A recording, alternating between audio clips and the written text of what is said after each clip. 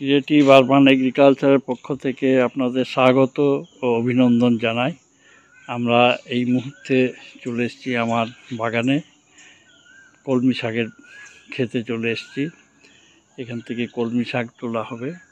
এই কলমি শাক নিয়েই আজ একটি চটপট রেসিপি তৈরি করে দেখাবেন আমাদের মাসি। মাসি, আজকে কি রান্না হবে? আজকে উচ্ছে দিয়ে কলমি শাক দিয়ে আলু দিয়ে একটা রেসিপি হবে। ও, তিতো তিতো ভাব থাকবে না? উচ্ছেটা ভালো করে একটু ভেজে নিলে পরে তেতো থাকবে না। আচ্ছা আচ্ছা, এবং এটা খেতেও সুস্বাদু নিশ্চয়ই। হ্যাঁ হ্যাঁ, এটা ভালো। এর মধ্যে একটু লাবাবর টাইমে হালকা একটু মিষ্টি দিলে আরোই ভালো। আচ্ছা, একটু মিষ্টি মানে এই চিনি, হ্যাঁ তাই তো? হ্যাঁ হ্যাঁ, আচ্ছা আচ্ছা, দিলে আলাদা টেস্ট হয়। হ্যাঁ হ্যাঁ। তাহলে মাসির কাছে এখানে আছে কলমি শাক আছে, আর আছে উচ্ছে, তাই তো? আলু, আর একটা আলু দেওয়া হয়েছে। এই তিনটে উপকরণ দিয়ে আমাদের মূলত রান্না হবে। আর দরকার আমার ফোড়নের জন্য লঙ্কা, কালো জিরে, এই তো। আমরা এখন রান্নাঘরে চলে এসেছি। আমাদের শাক কুটো হয়ে গেছে, এদিকে উচ্ছে কোটা হয়ে গেছে, আলু কিছুটা কোটা হয়ে গেছে। আর আমরা আমাদের উপকরণগুলো রেডি করে রেখেছি। এখানে আছে কালো জিরে, এখানে আছে লঙ্কা, এখানে আছে নুন, আর আছে আমাদের তেল। এবার আমরা ইন্ডাকশন চালু করে দিলাম। হ্যাঁ, খুব লো ফ্লেমেই প্রথমে আমরা তৈরি করব। একটু তেল ভালো। এখানে প্রথমে আমরা উচ্ছেগুলোকে ভেজে নেব, তাই তো? উচ্ছে ভাজার পর আর করবে কি, ব্যাস, বেশি তেল দিচ্ছি না, গরম হয়ে আসুক। উচ্ছের আগে কি আমরা কালো জিরে লঙ্কা দেবো না? আগে শুধু এই এই তেলে হয়ে যাবে তো উচ্ছে? হ্যাঁ, ওটা দিতে হবে না মাসি, এইটা না।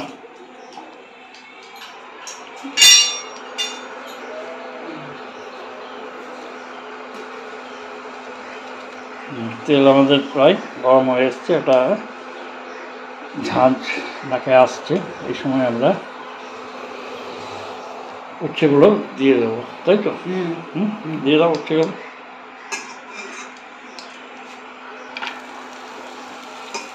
উচ্ছেগুলোকে আমরা খুব লাল করে ভাজবো না, অল্প যাতে ভাজা হয় সেইভাবেই রাখবো, তাই তো? এখন উচ্ছে ভাজা চলছে। আমাদের উচ্ছেগুলো প্রায় ভাজা ভাজা হয়ে এসছে। এই সময় আমরা আর একটু তেল যোগ করলাম। তেল দেওয়ার পর মাসি আমরা কালো জিরে দিয়ে দিই, সামান্য কালো জিরে দিলাম।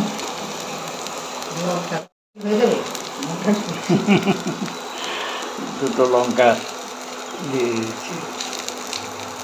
লঙ্কাগুলো ভাজা ভাজা হয়ে আসুক। কালো জিরে তো সঙ্গে সঙ্গে ইয়ে হয়ে যায়, ভাজা হয়ে যায়। এবার একটা কালো জিরের ঘ্রাণ নাকে আসছে মাসি। লঙ্কাটাকে ফাঁকাই রাখবে।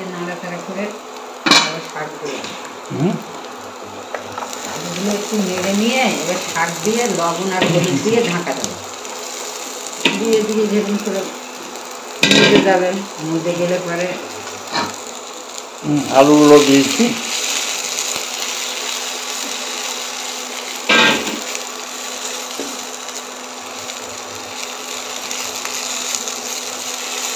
মরে যাওয়ার জন্য আমরা আবার ঢাকনাটা 1 মিনিটের মতো রেখেছি। এর পরবর্তীকালে আমরা আমাদের কলমি শাক এখানে এর সঙ্গে মিশিয়ে দেবো, তাই তো? আর লবণ এবং নুন এবং হলুদ দিতে হবে, এই তো?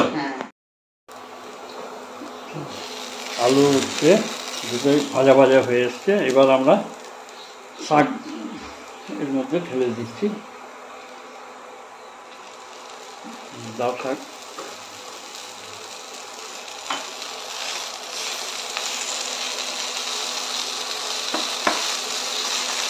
শাকের যা জল থাকে তাতেই এরা সিদ্ধ হয়ে যায়, যদি প্রয়োজন হয় তখন অল্প আমরা জল দেবো।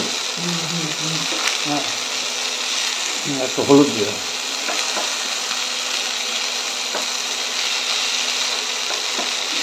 এবার লবণ বা নুন,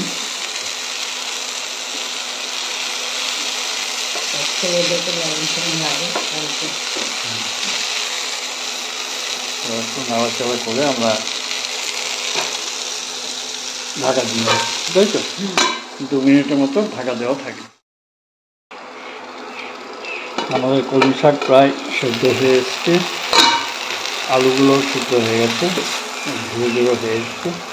আমরা এই সময় অপশনাল থাকলে অল্প চিনি দিতেও পারি, নাও দিতে পারি।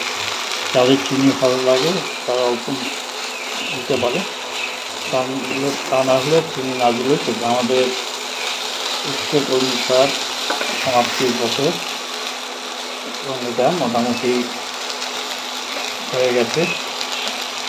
এরপরে আমরা নামিয়ে গরম গরম ভাতের সাথে খেলে সুস্বাদু মনে হয়। যাই হোক, আমরা আমাদের রেসিপি তৈরি হলো, আপনারাও আস্তে আস্তে করুন।